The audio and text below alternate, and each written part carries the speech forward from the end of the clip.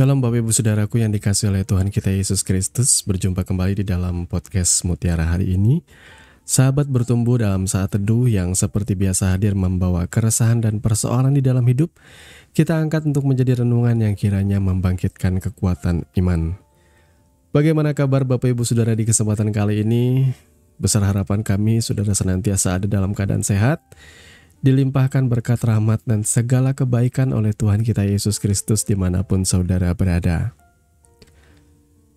Dalam podcast Mutiara hari ini, di kesempatan kali ini kita memasuki episode yang ke-339 yang kali ini akan mengangkat judul menarik sedikit berbau kontroversi ya. Pamer karunia rohani. Nah, firman Tuhan terambil dari 1 Korintus pasal yang ke-14 ayat 5 sampai dengan yang ke-6. Sekali lagi 1 Korintus 14 ayat 5 dan 6, demikian firman Tuhan. Aku suka supaya kamu semua berkata-kata dengan bahasa roh. Tetapi lebih daripada itu supaya kamu bernubuat. Sebab orang yang bernubuat lebih berharga daripada orang yang berkata-kata dengan bahasa roh. Kecuali kalau orang itu juga menafsirkannya, sehingga jemaat dapat dibangun. Jadi saudara-saudara, jika aku datang kepadamu dan berkata-kata dengan bahasa roh, apakah gunanya itu bagimu? Jika aku tidak menyampaikan kepadamu penyataan Allah atau pengetahuan atau nubuat atau pengajaran. Amin.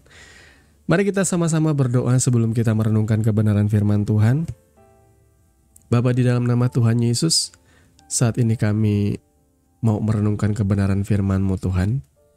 Kami mohon hikmat dan pengertian daripada Engkau. Kami mohon roh-Mu yang memimpin kami, menerangi hati dan pikiran kami sehingga kami boleh mengerti apa yang menjadi maksud dan kehendak-Mu melalui kebenaran firman-Mu. Di dalam nama Tuhan Yesus kami berdoa. Haleluya. Amin. Bapak Ibu Saudara yang dikasihi oleh Tuhan kita Yesus Kristus, topik bahasan kita di kesempatan kali ini jelas akan banyak berisi teguran ya. Pamer karunia rohani. Di beberapa podcast sebelumnya saya sempat ada membahas sedikit ya mengenai pamer karunia rohani. Ini juga merupakan keresahan hati saya sejak dulu kala, saudara ya. Khususnya di kalangan karismatik ya. Saya tidak maksudnya menyerang kalangan karismatik, karena saya menganggap bahwa saya juga besar di kalangan karismatik. Saya juga dewasa secara rohani di dalam berkarunia, di dalam pengertian, di dalam hikmat juga di kalangan karismatik bahkan sampai hari ini. Tapi tentunya akan jadi fair ketika saya berani mengkritisi ini ya. Mengkritisi satu hal yang saya anggap kesalahan ya. Yakni kebiasaan kita yang suka pamer karunia rohani. Mungkin kita nggak menyebut itu pamer sih, tetapi ya buahnya atau orang lain yang melihatnya itu kok kesannya seperti pamer. Atau dalam bahasa lainnya kita saling mengadu. Adu karunia. Kalau kamu dipakai Tuhan bernubuat, aku pun dipakai Tuhan.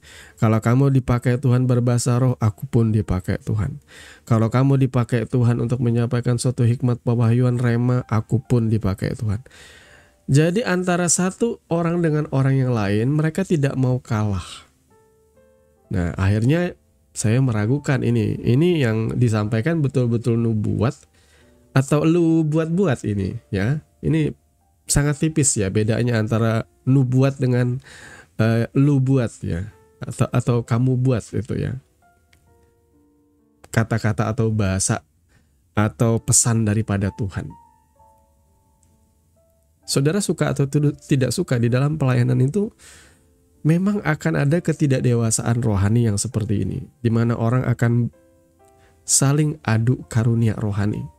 Bahwa aku pun dipenuhi Roh Kudus, aku pun dipakai oleh Tuhan. Orang berlomba-lomba pengen jadi menonjol dalam pelayanan, dalam gereja, karena pengen mendapatkan pengakuan. Tapi mari, bagi saya puncak kedewasaan itu memang wajar ya, sekali lagi sorry. Itu memang wajar sebenarnya ya. yang namanya kanak-kanak. Siapa sih kanak-kanak yang gak caper gitu ya? Anak-anak masih kecil suka ribut, suka lari sana sini gak jelas, suka teriak-teriak sesuka hatinya. Ya, apalagi kalau bukan caper atau cari perhatian. Demikian juga saudaraku, di dalam pelayanan juga sama seperti itu.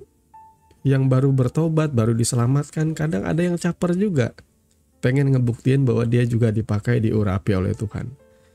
Ya, ditambah lagi gereja-gereja hari ini, khususnya di kalangan karismatik, ada beberapa gereja yang bahkan menetapkan satu aturan yang fantastik ya, bahwa kamu betul-betul sudah dipenuhi Roh Kudus ditandai dengan kamu harus berbahasa roh. Kalau nggak berbahasa roh berarti kita meragukan. Ya, kamu sudah diselamatkan malah, saudara ya. Bagi saya ini serem, jangan sampai punya statement kayak gitu deh. Karena bagi saya juga selama ini bahasa roh yang tersebar, yang selama ini orang gaung-gaungkan, apakah itu memang bahasa roh yang sejati? Kalau tidak ada yang menafsirkannya juga saya tidak tahu. Kalau toh ada yang menafsirkannya juga saya meragukan, ini betul nggak penafsirannya? Karena sekali lagi bagi saya bahasa roh yang sejati itu seperti yang digaungkan oleh murid-murid Yesus ketika mereka dipenuhi oleh Roh Kudus. Ketika mereka berkumpul di Yerusalem, tiba-tiba lidah-lidah api, roh dalam rupa lidah-lidah api itu turun ke atas para murid-muridnya. Kemudian seketika itu mereka mulai memuliakan Tuhan di dalam berbagai-bagai bahasa. Sehingga orang-orang dari bangsa-bangsa lain terkagum-kagum. Kok mereka bisa bahasa kita dengan logat-logatnya pula? Nah, ini bagi saya ini loh yang bahasa roh tuh ini. Kalau bagi saya ya, bahasa roh itu betul-betul bahasa. Sebenarnya satu. Yang kedua, kalaupun bahasa roh itu bahasa sorgawi, tentunya penafsirannya pun akan tidak jadi yang cuma sekedar, hai anakku, aku mengasihi engkau. Kalau kayak gitu sih biasa aja, saudara ya. Ya, saudara ya. Banyak orang tuh cuma pengen mendapat pengakuan aja dalam mereka berkarunia berbahasa roh atau berbahasa lidah. Nah, Rasul Paulus dalam hal ini ya, dia banyak menulis surat-surat kepada jemaat-jemaat, salah satunya jemaat di Korintus. Tulisannya itu termasuk bisa dibilang sebagai dia adalah seorang penata layanan jemaat atau penata layanan gereja. Bagi saya Rasul Paulus adalah salah satu rasul yang menetapkan dasar-dasar di dalam jemaat bergereja. Jadi salah satunya kalau saudara baca di dalam 1 Korintus 14 tadi ya ini. Bagaimana ia memberikan pendisiplinan di dalam sebuah ibadah. Hendaklah kalau saudara baca dengan teratur ya, sekali lagi kita adalah umat perjanjian, umat kontekstual, bukan umat comot satu ayat kemudian diasumsikan secara pribadi, bukan. Kita adalah umat yang belajar firman Tuhan dengan membaca teks secara kontekstual, satu perikop, kalau bisa satu paragraf, jangan dipotong. Bagian atas dan bagian di bawahnya baca seluruhnya. Saya tadi cuma mengambil 2 ayat hanya sebagai ayat pembacaan saja. Tapi kalau saudara membaca keseluruhan dari 1 Korintus 14 ini, saudara akan mendapati bahwa Rasul Paulus sedang mendisiplinkan jemaat di Korintus ini soal karunia-karunia rohani. Karena ada kemungkinan mereka akan saling bersaing. Ya, karena ego anak manusia, karena ego orang. Saling pengen membuktikan. Lah apa yang dibuktikan? Ya itu tadi. Bahwa aku dipenuhi Roh Kudus, aku dipakai oleh Tuhan, aku siap untuk melayani, aku ingin ini menjadi sebuah pembuktian bagi pemimpin rohaniku, bagi gembalaku, bahwa aku fix, aku dipakai oleh Tuhan seperti itu. Ya, polemik yang seperti ini tuh biasa di tengah-tengah kehidupan para murid Yesus ya. Bahkan sampai hari ini pun manusia, kita tuh selalu pengen bersaing mana yang paling benar. Bahkan gereja kan banyak hari ini saudaraku ya. Banyak aliran, banyak denominasi. Satu sama lain saling pengen membuktikan bahwa gereja kami, aliran kami, gerakan kami yang paling benar. Saudara ya. Ya seperti itulah kenyataannya. Makanya Rasul Paulus memberikan satu acuan, satu aturan dasar lah dalam pertemuan jemaat. Kalau saudara baca secara lengkap 1 Korintus 14 ini, di dalamnya itu ada peraturan kalau boleh ibadah itu berjalan dengan tertib, dengan lancar. Kalau seandainya ada yang berbahasa lidah, pastikan bahasa lidahnya itu ada yang menerjemahkan supaya itu boleh membangun jemaat. Saudara baca baik-baik. Silakan baca baik-baik semua yang ditulis Rasul Paulus. Jangan cuma comot ayat-ayat saja. Baca secara lengkap apa sih poin yang dimaksud oleh Rasul Paulus ini. Ternyata di dalamnya Rasul Paulus ingin ibadah itu berjalan dengan tertib dan lancar. Kalaupun ada orang berbahasa roh, pastikan ada yang menafsirkannya. Kalau tidak ada yang menafsirkan, lebih baik diam. Karena apa? Karena bahasa roh itu hanya dimengerti oleh roh itu sendiri.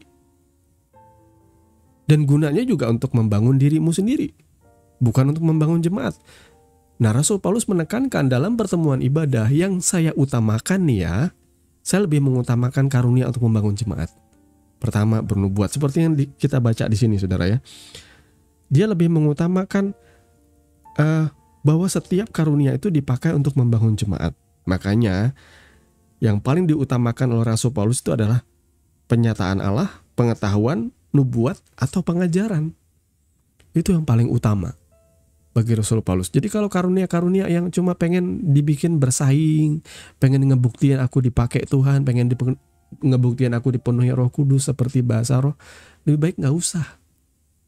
Ya, Rasul Paulus katakan bahwa apa gunanya nanti kalau ada orang baru mendengar kamu berbahasa roh yang tidak dimengerti, kamu akan dicap orang gila. Itu betul. Namun apa yang terjadi hari ini? Tidak ada pendisiplinan yang seperti ini, nggak ada. Ada gereja-gereja karismatik yang liar akhirnya. Ya, full karunia katanya. Biarlah Roh Kudus tanpa diatur, semuanya berjalan dengan tertib. Akhirnya semua orang berbahasa roh, tidak ada yang menerjemahkan. Dan kalau ada orang baru melihat itu, ini ibadah macam apa sih, kata orang. Ini ibadah apa orang kesurupan semua ini? Jadinya nggak jadi berkat, malah jadi batu sandungan, saudaraku. Maka Bapak Ibu Saudara, mari kita kembali kepada aturannya. Kalau memang Roh Kudus berbicara dan saudara pesan Tuhan ini penting, ya silahkan disampaikan. Tapi kalau memang tidak ada, ya jangan dicari-cari supaya ada, nanti dibuat-buat. Mari kita dewasa secara rohani, jangan cuma mengejar yang roh yang seperti itu aja, karunia-karunia roh, tetapi utamakan bahwa karuniamu itu bisa membangun. Saudara bisa mengajar, saudara bisa berkhotbah, menyampaikan kesaksian, itu jauh lebih penting daripada bahasa roh yang gak dimengerti, saudaraku. Kalau pengajaran ini kan jelas, bulat, maksudnya tujuannya apa. Tapi kalau yang karunia-karunia nggak jelas itu kan, dibalik semua itu ada tujuan pribadi ya, pengen dapat pengakuan, pengen dapat sanjungan, pengen dapat pujian orang lain. Saya banyak melihat di gereja seperti itu. Ya, walaupun gereja hari ini mulai ada juga yang berlaku tidak adil ya. Sama jemaat yang kaya yang baru datang, diperlakukan baik. Kalau ada jemaat yang mulai suka nyumbang-nyumbang, yang tidak segan-segan keluar uang, gembalanya langsung ramah. Dia katakan, "Pak, minggu depan ada jadwal, Pak. Saya akan jadwalkan Bapak khotbah di hari Minggu." Waduh, padahal jemaatnya masih baru, saudara. Kenapa? Karena nyumbang uang banyak. Wah, ini lahan basah, kata pastornya. Mulai seperti ini, sudah mulai kehilangan idealisme yang seperti dulu. Orang harusnya belajar dulu, dididik dulu, didewasakan dulu, melihat pengabdiannya dulu. Kita zaman saya juga nggak ada yang bisa langsung enak-enak langsung naik khotbah, saudaraku ya. Saya butuh beberapa tahun untuk akhirnya saya bisa mengajar di depan kaum muda. Saya ingat pada waktu itu. Ya, saudara ya, tapi saya juga bersyukur dengan Bapak rohani kami yang memberikan kesempatan juga untuk saya bisa melayani dan khotbah. Termasuk saya bisa memberitakan Injil di pelayanan di penjara, di kantor-kantor, di dinas-dinas dan sebagainya, saudara ya. Jadi Bapak Ibu Saudaraku yang dikasih oleh Tuhan kita Yesus Kristus, mari kita disiplinkan diri kita. Selidiki hati kita. Apakah kita mengikuti Tuhan dengan sungguh? Ataukah kita melayani cuma untuk mencari pujian manusia? Itu pilihan saudara. Kalau saya sih mau sungguh-sungguh kalau memang dengar suara Tuhan ya saya sampaikan kalau itu memang urgent ya. Itu memang penting ya. Tapi kalau memang tidak ada suara Tuhan ya saya tidak mau memaksa dalam sebuah ibadah. Lebih baik saya menyampaikan pengajaran, misalnya ada hikmat atau pewahyuan mengenai tafsir kebenaran firman Tuhan, saya bisa sampaikan itu sehingga orang lain mengerti. Dan kalau orang lain mengerti kan orang dimerdekakan. Orang mendapatkan pewahyuan baru kan, disegarkan hatinya, saudara ya. Tapi kalau kita cuma sekedar adu-adu karunia seperti itu, berbahasa roh yang gak jelas, dan kayaknya beberapa waktu yang kemarin juga orang-orang karismatik lama, biasanya pastor-pastor karismatik lama suka sekali. Setiap kali selesai khotbah, ya khotbahnya nggak seberapa, saya tidak mendapatkan sesuatu yang baru dari khotbahnya. Khotbahnya sama seperti 10-20 tahun yang lalu, tidak ada sesuatu yang baru, tidak ada sesuatu yang membangun. Tapi dia merasa bahwa puncak daripada pelayanannya adalah altar call. Dan jadi altar call kemudian dia mengajak seluruh jemaat berbahasa roh buat apa? Di Alkitab tidak ada aturan seperti itu, menyuruh semua orang berbahasa roh. Semuanya itu hanyalah semacam apa namanya ya, istilahnya itu sugesti. Kadang orang tuh pengen membangun suasana sugesti. Saudara tahu kan, kalau misalnya saudara dengar nonton film horor, itu biasanya musiknya tuh harus dibikin yang serem supaya scene yang ditampilkan ya, scene film yang ditampilkan dengan musiknya tuh selaras, bikin kita tegang, bikin kita serem. Coba seandainya film horor kemudian musiknya tuh musik komedi dangdut seperti itu, atau musik-musik lucu ya, orang akan kehilangan feel-nya, nggak ketemu ya rasanya tuh ya, rasa seremnya nggak ketemu. Nah kadang-kadang gereja juga kadang-kadang kayak gitu, mereka membangun sebuah suasana yang penuh dengan sugesti, yakni berbahasa roh, kemudian musik-musik syahdu, dengan harapan orang mulai dijamah katanya hatinya. Padahal bisa saja mereka kena dengan yang namanya melankolisme mereka, atau musik-musik yang begitu mellow, mereka kena di jiwanya, itu bisa, saudara ya. Tapi saya juga tidak meragukan juga kalau mereka dijamah oleh Tuhan. Tapi kebanyakan saya melihat ya, dari buahnya lah kamu akan melihat apa namanya aslinya seseorang itu. Dari buahnya lah kamu akan mengenal mereka. Nah saudara, saya melihat banyak orang yang suka altar call, hidupnya nggak bertobat kayak gitu-gitu aja. Cuma kuat nangis ketika dipanggil, kuat nangis ketika ditumpang tangan. Rebah ya roboh juga dalam roh katanya. Tapi kemudian nggak ada buahnya juga. Ya buat apa saudaraku? Mari sekali lagi saya ingatkan bahwa di dalam Alkitab, Yesus mengajar di dalam khotbahnya di bukit ya.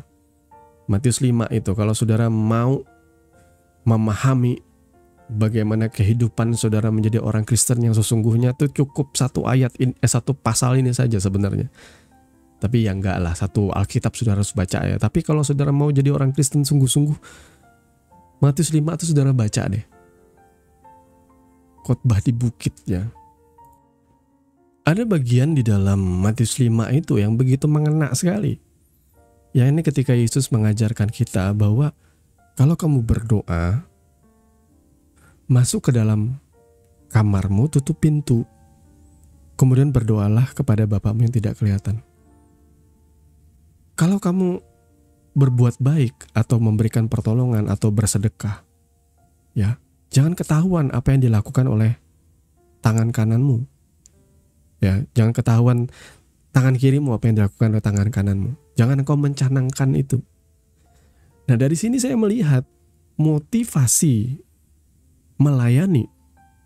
Kalau saya membaca pengajaran Yesus ini, haruslah semata kita lakukan untuk Tuhan.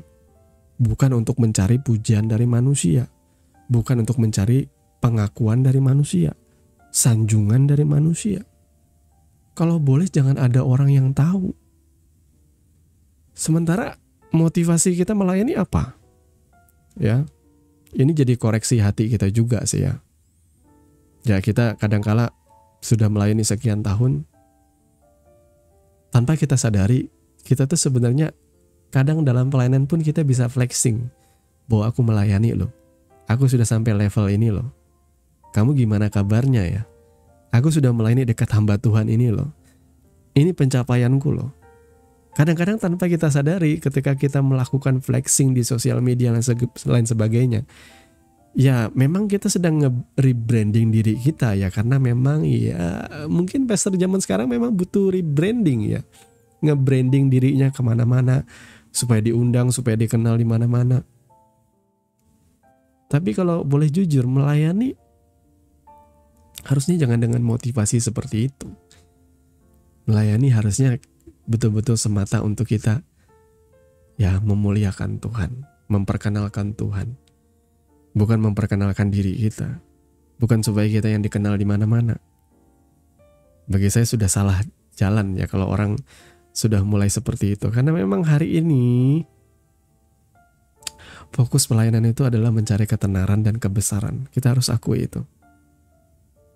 Harus saya akui itu. Kalau memang mau murni melayani itu bisa. Semua orang bisa melayani tanpa harus dia jadi pastor. Semua orang dipanggil untuk berjalan bersama Tuhan. Bagi saya, Tuhan memberikan sebuah standar bahwa kehidupan kita yang sejati itu di dalam iman itu akan berjalan seperti Abraham, berjalan bersama Tuhan. Makanya saya jadikan patokan itu, bukan patokan imam yang saya jadikan. Abraham itu bukan imam Lewi. Abraham itu bukan dari kalangan imam. Bukan dari istilahnya itu jabatan pendeta atau pastor, bukan. Abraham itu orang biasa aja. Tapi dia berjalan bersama Tuhan. Dan Tuhan memberikan acuan bahwa setiap orang yang hidup dengan iman akan hidup seperti Abraham. Harusnya dia hidup seperti Abraham, berjalan bersama Tuhan. Dituntun, disertai Tuhan, dipimpin oleh Tuhan.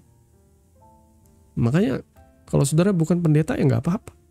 Saudara adalah ASN, saudara adalah seorang pengusaha, saudara adalah seorang wira swastawan kecil-kecilan, saudara cuma jualan toko kelontong dan sebagainya. Tapi kalau saudara mengasihi Tuhan, saudara hidup sungguh dengan firman Tuhan, mari tuntun keluargamu, seisi rumahmu takut akan Tuhan, mengasihi Tuhan. Ajar mereka, saudara sebagai suami, ajar anak istrimu juga mengasihi Tuhan, takut akan Tuhan. Ajar mereka juga mengikuti Tuhan seumur hidup mereka, jadilah teladan juga lewat sikap, lewat perbuatan, lewat tutur kata. Maka saya percaya Bapak Ibu Saudaraku, kehidupan kita akan dituntun sama seperti Tuhan menuntun Abraham dari Ur Kasdim keluar menuju tanah yang dijanjikan sampai akhirnya digenapi. Lewat kehidupan bangsa Israel dan seterusnya, dan akhirnya sekarang perjanjian itu sudah semakin kuat. Bukan lagi dengan sumpah, tetapi dengan darah yang tercurah di atas kayu salib. Ini perjanjiannya lebih kuat saudaraku. Maka saya tidak ingin kalau saudara yang punya perjanjian sekuat ini, dan engkau masih berpikir aku pengen jadi kaya, aku pengen diberkati berlimpah-limpah, itu adalah motivasi yang sangat rendah sekali saudaraku. Mari, motivasiku adalah aku pengen seperti Kristus. Ya puncaknya lah. Tapi saudara juga harus jujur. Saya juga gak pengen muluk-muluk lah. Kadang ada orang juga yang merasa gak mampu. Jadi seorang pendeta, pastor yang bisa mengajar, berbuat baiklah dengan simple. Menuntun istrimu, menuntun anakmu, takut akan Tuhan. Mungkin itu saja goalsmu hidup di dunia ini, saudara ya. Tetapi mulailah dengan hal yang sederhana. Nanti Tuhan akan percayakan kepada hal-hal yang kompleks. Ya, setia dalam perkara kecil, saudaraku. Tuhan kiranya memberkati kebenaran firman-Nya, dan mari kita sama-sama berdoa. Bapa, di dalam nama Tuhan Yesus, terima kasih untuk kebenaran firman-Mu yang sudah menuntun dan mengajar setiap kami. Tolong kami agar hidup di dalam kerendahan hati, tolong kami agar hidup di dalam sikap hati yang bukan mencari pujian manusia, Tuhan. Melainkan kami semata mencari kemuliaan bagi nama-Mu, Tuhan. Apapun yang kami kerjakan, biarlah memuliakan nama-Mu, biarlah mendatangkan pujian syukur hanya bagi Engkau ya Tuhan Yesus yang kami sembah. Terima kasih Bapa, kami mengucap syukur kepadamu. Di dalam nama Tuhan Yesus kami berdoa. Haleluya. Amin. Saudaraku yang dikasihi Tuhan, saudara sudah mendengarkan kebenaran firman yang kiranya boleh menjadi dasar dan kekuatan di dalam setiap kehidupan saudara. Sampai bertemu lagi di podcast Renungan Firman Mutiara hari ini yang berikutnya. Kasih karunia menyertai saudara sekalian. Shalom.